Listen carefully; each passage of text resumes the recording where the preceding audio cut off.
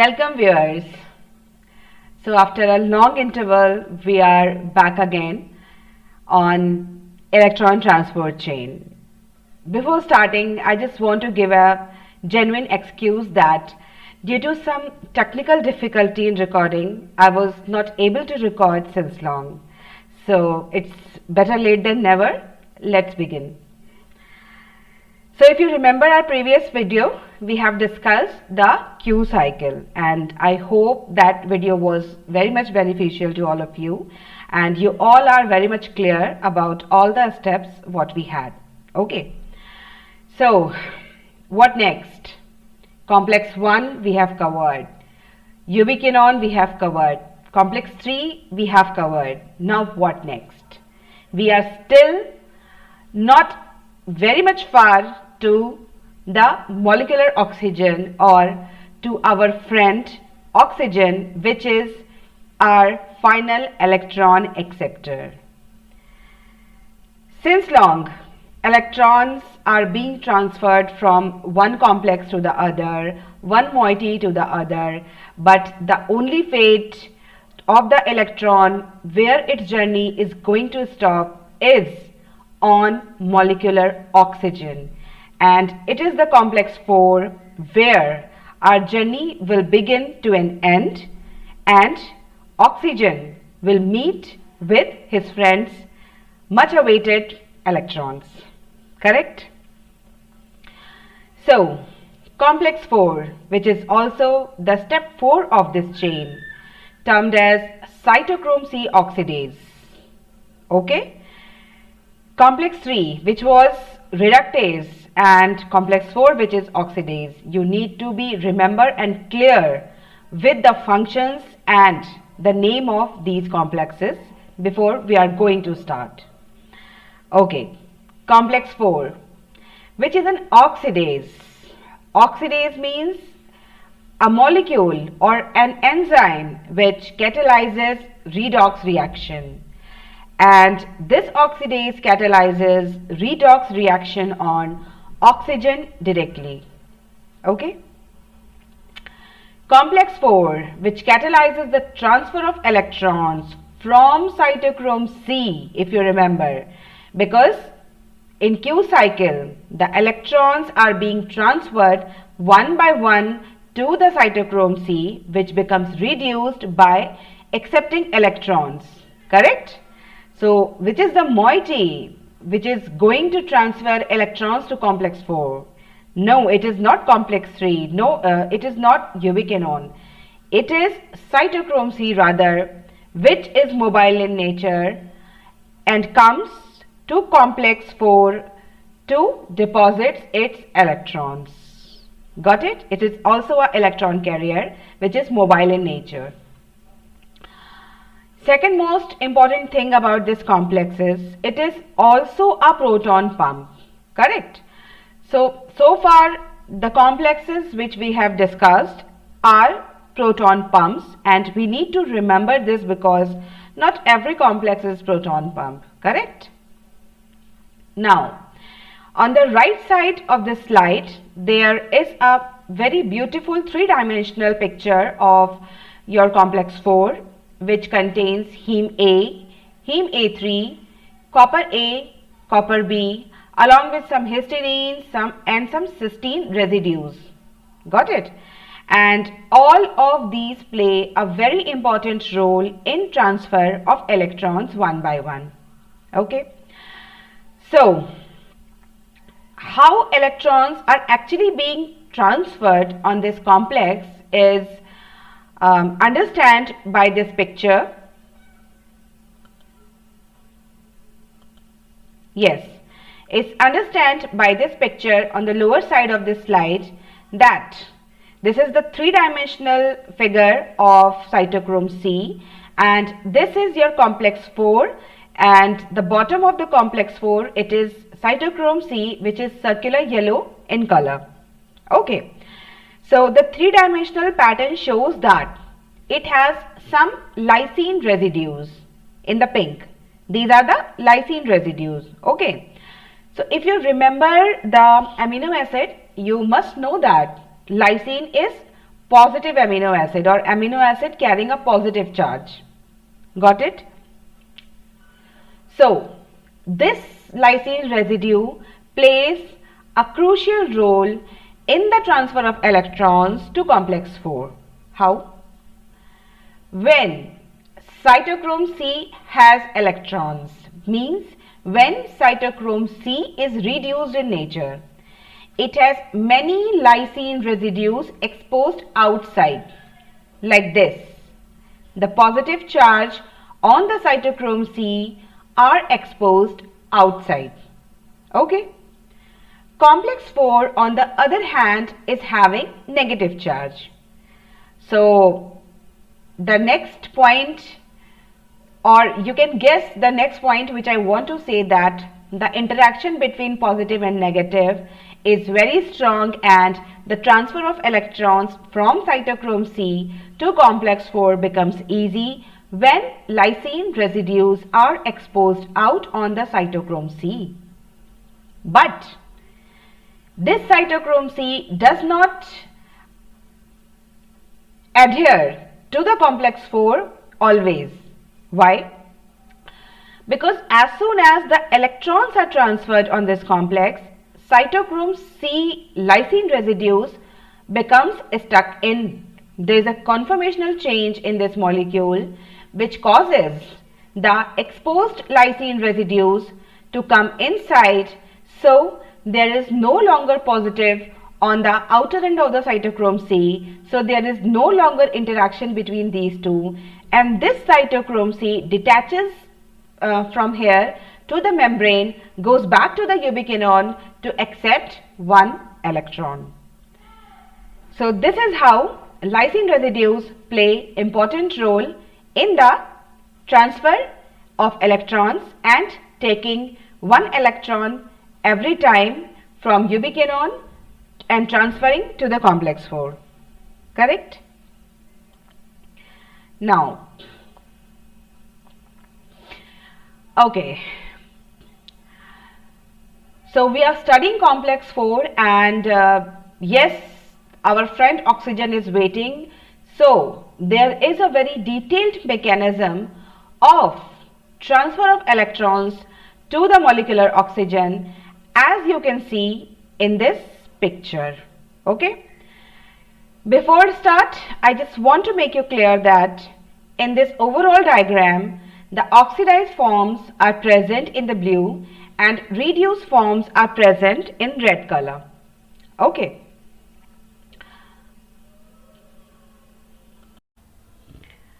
Okay. So these yellow diagrams or these yellow rectangles are your complex 4, and there are various steps in the transfer of electrons to the molecular oxygen. So we are going to start from the first step, which is electron transfer to copper B. Okay. So from where the electrons are going to transfer? From cytochrome C. So above the complex 4, the circular cytochrome C is there, which comes to donate its first electron. Correct? Means cytochrome C is the donor and complex 4 is the acceptor of electrons, but as complex 4 has many things around like copper A, copper B, heme A and heme A3, so in the overall mechanism, you need to be clear that which moiety is going to accept electron first. Okay. So it is your copper B which is going to accept electron from the cytochrome C. Got it? Next, what is going to happen? Now a second molecule of cytochrome C comes, because cytochrome C has only one electron. It can transfer only one electron. So one cytochrome C comes, delivers its electrons and moves, leaves from this place. Now the place becomes empty for the acceptance of or for the incoming of another molecule of cytochrome C, which comes, donates its electrons, and where or which moiety is going to accept the second electron? It is iron in heme A3. Okay, hemes are containing irons. So this heme A3 drawn here, the iron of this heme A3 is the second moiety which is going to accept the electron.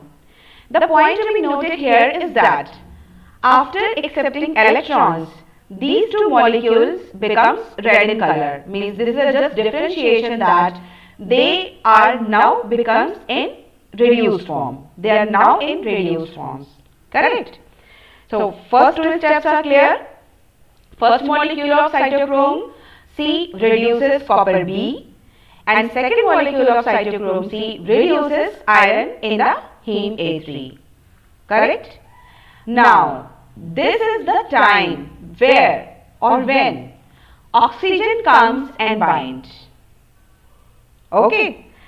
So, this mechanism is very much similar with the oxygen binding when we discuss about hemoglobin and myoglobin.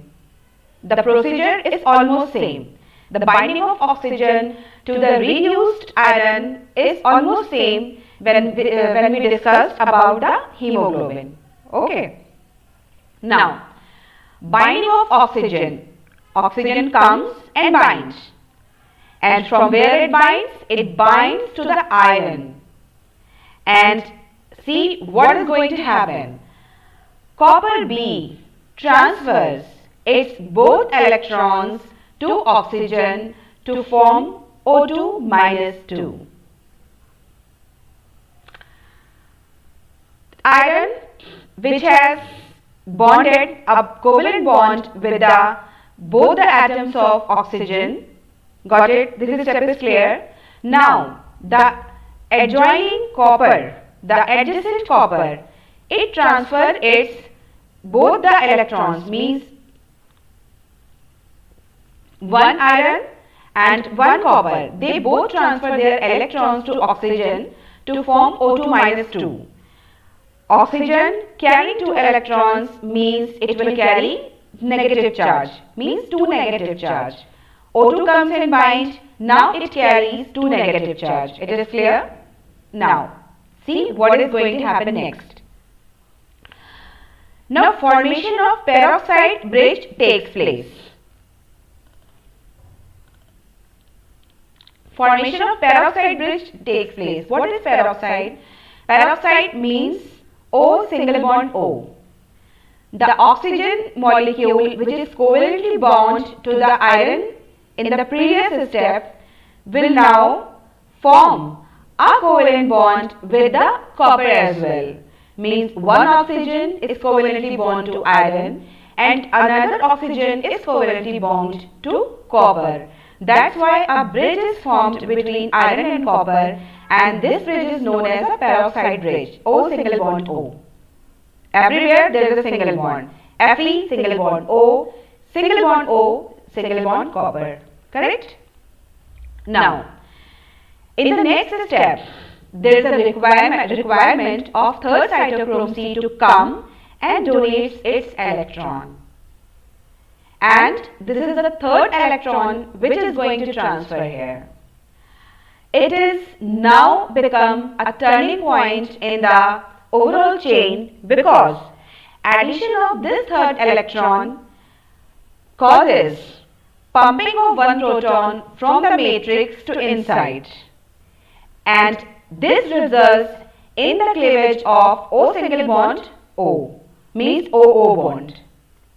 One electron and one proton causes cleavage of this O single bond O and formation of CuOH, means the hydrogen ion which is pumped in forms OH, CuOH moiety here, and the iron which is covalently bond with the oxygen with a single bond now double bond with the another atom of oxygen. It is very much clear from this picture. Correct? Now, in the next step, what is going to happen? Now, there is requirement of another molecule of cytochrome C because we have not formed water till this step. So, another molecule of electron is transferred by the cytochrome C with additional pumping of one more proton from the matrix, and this causes reduction of the ferryl group. Correct? Fe was double bonded with O in the previous step, and now in this step FeOH is also formed, consuming one proton from the matrix side. Correct? Now we have reached to that step where water is finally eliminated by the removal of H, and O from here, and also the one oxygen which is left with this iron is also removed by the pumping of two more protons from the matrix. Means two molecules of H2O are released by taking 4 protons from the matrix and 4 electrons from the cytochromes. Got it? So this is the end of your cytochrome C oxidase mechanism, where oxygen is the final electron acceptor, and this overall mechanism shows you how actually water molecule is formed. Now, if you want to summarize the net reaction which takes place on complex 4, it is 4 molecules of reduced cytochrome C plus 4 molecules of hydrogen ion from matrix plus 1 molecule of oxygen. They together give rise to formation of 2 molecules of water along with 4 molecules of cytochrome C oxidized. Cytochrome C donates its electron and becomes oxidized and ready to accept another electron from uveon. Correct? Now, the consumption of these 4 chemical protons. In books, it is mentioned that these protons are chemical protons because these are involved in the formation of water. And these pumping of protons contribute directly to the membrane gradient. Obviously, when protons are pumped from one side and going to the other or not going to the other, simply pumping from one side, they contribute to the membrane gradient by lowering the concentration of protons from where they are pumped. Correct? But there is a big but in this overall mechanism, that cytochrome C pumps 4 additional protons from matrix to the cytosolic site in each reaction cycle. So the picture on the right side of this slide shows 4 chemical protons which contribute in the formation of water and 4 additional protons which are pumped to the inner membrane space site, from matrix to the inner membrane space. Why it is essential? These additional protons double the efficiency of free energy storage. And how can we say that? Because one proton gives around 5.2 kilocalorie per mole of free energy, or around 21.8 kilojoule per mole of free energy. So pumping of 4 chemical protons and additional 4 electrons. These additional 4 electrons are required to increase the efficiency of free energy storage in this overall cycle. So, the net reaction which is written in the yellow is now revised by changing the number of hydrogen ions taken from the matrix, which is 4 in the above, but now it becomes 8 because the additional 4 protons are just pumped from matrix to the intermembrane space, and these contribute to increase the efficiency of free energy storage, and that's why 4 hydrogen ion in the cytosol is written on the right side of this reaction. I am sure you will be benefited by this lecture, and I am sure that you will be clear with all the steps which I have explained to you.